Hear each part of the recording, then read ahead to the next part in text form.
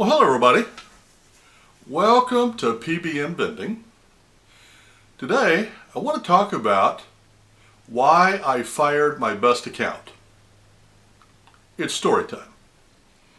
As I've told you before, I have a placement company that finds my locations for my candy machines.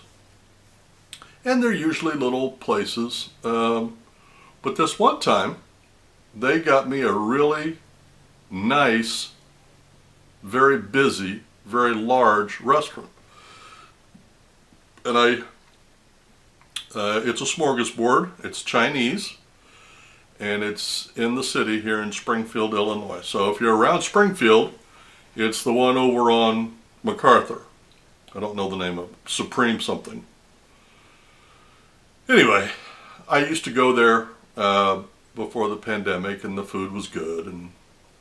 But anyway, so I got the account, and I walked in the first time, and I talked to this little Chinese guy, and I said, "Hey, I'm here to put my machine in." He said, "No machine, no machine."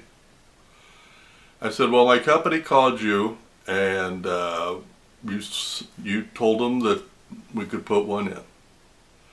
And he pointed over, there was a little room where he had vending machines. He said, "No room, no room." I said, "Oh."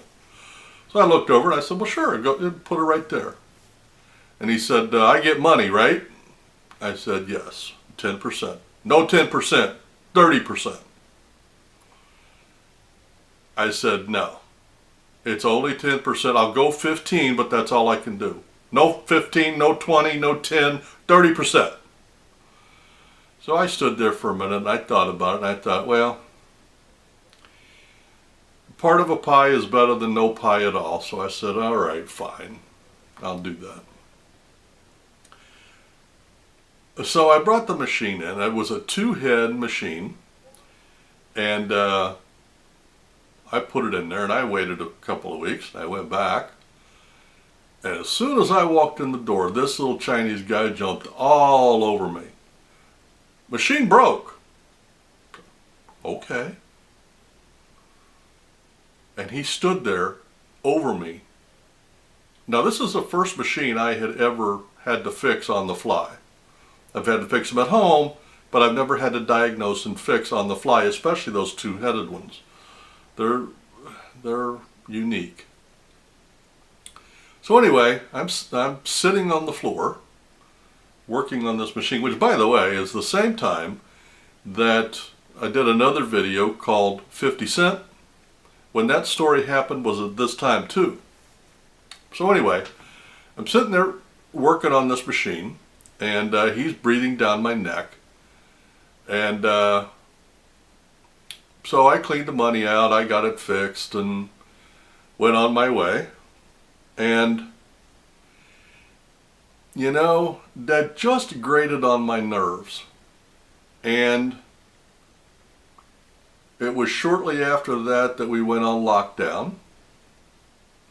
So of course I couldn't get in there. Now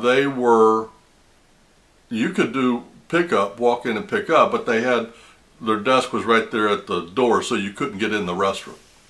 And even though my machine was right on the inside, I couldn't get to it.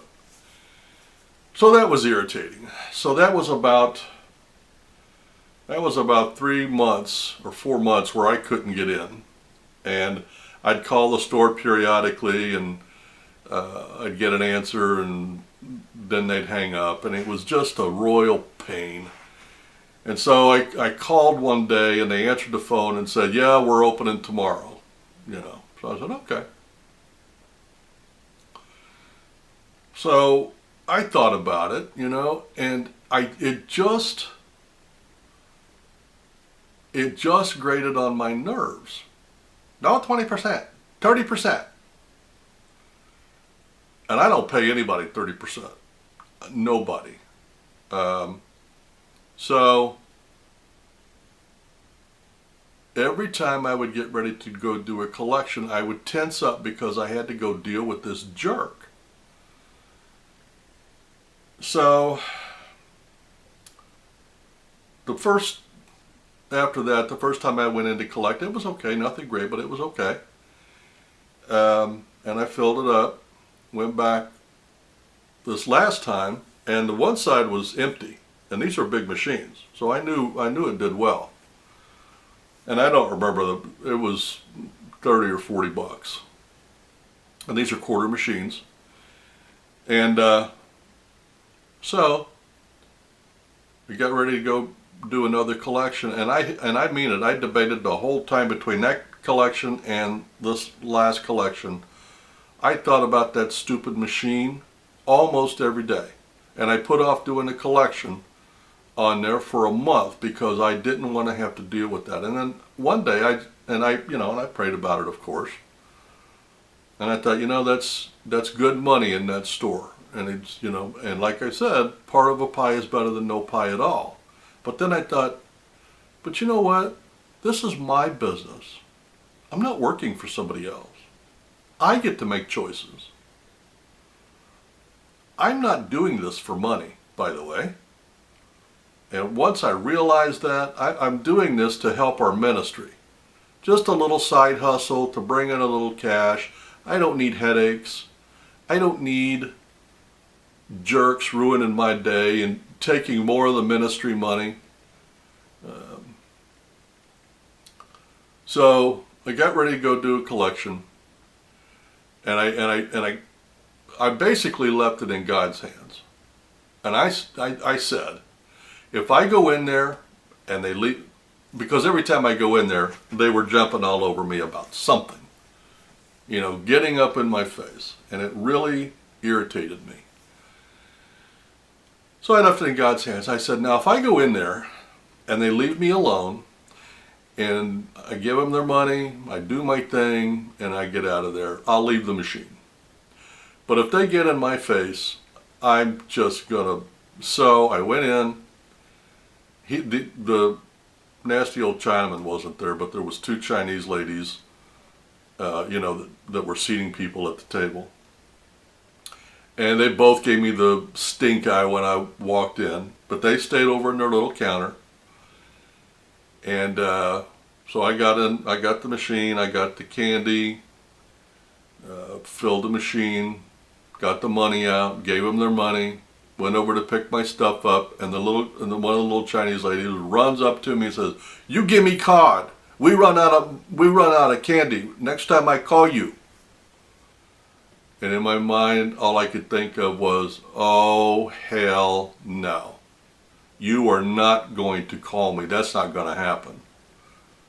So I looked her straight in the eye and I just smiled and said, no, I'm taking my machine. And her eyes got great big. She never asked me why. She just said, oh. And her eyes got real big, which for Chinese, that's saying something. So I hauled that machine out, and I mean it. Like I said, each one of those heads on those, they're big, so they hold a lot of candy. So I was carrying a metal two-head machine, both sides filled with candy. Put it in my car, carried it home, carried it all the way upstairs and all the way. So anyway, I worked hard to get that machine out of there. But when I walked out of there, in spite of all the work, in spite of the heavy machine, in spite of everything, I felt good because I had that off of my shoulder. Years back, I would have fought through that. I'd have put up with that every time I went in to collect just because it was about the money. It's not about the money. And I don't need the stress. So I fired them. I pulled my machine, and now they can get their 30% from the other machines that are in there. But they're not going to be getting 30% out of mine. And by the way, I only gave them 10%, and that was only out of one side of the machine. And I wasn't doing it to be a jerk. First off, I told him 10%, and that's what I meant. And the other side looked like it was still full, so I didn't even bother to look in that one. But when I got it home, I decided, I ought to probably look. The other side was full of money too. There was probably another $30 or $40 in there. I really had no idea. I was not being a jerk or anything like that. I had no idea. So anyway, I fired my best account and I'm feeling good about it. So, now if you're in it for the money and you think that was a bad choice, I fully understand that, and I would not hold that against anybody. But I'm not in it for the money. I mean, I am kind of, because I want God's ministry to prosper. But after I made that decision, there's been so many good things that have happened with regards to money to the ministry that I know that God was on the side of that decision and He agreed with me. So, and actually, once I got the machine out of there, I realized that they're godless. So the fact that it was a ministry meant nothing to them. In fact, that's probably why they insisted on 30%. So anyway, I fired them. I feel good about it. And since this is kind of an unusual thing, I thought I'd make a video on it. That's about all I wanted to talk about. You guys have a great week and happy vending.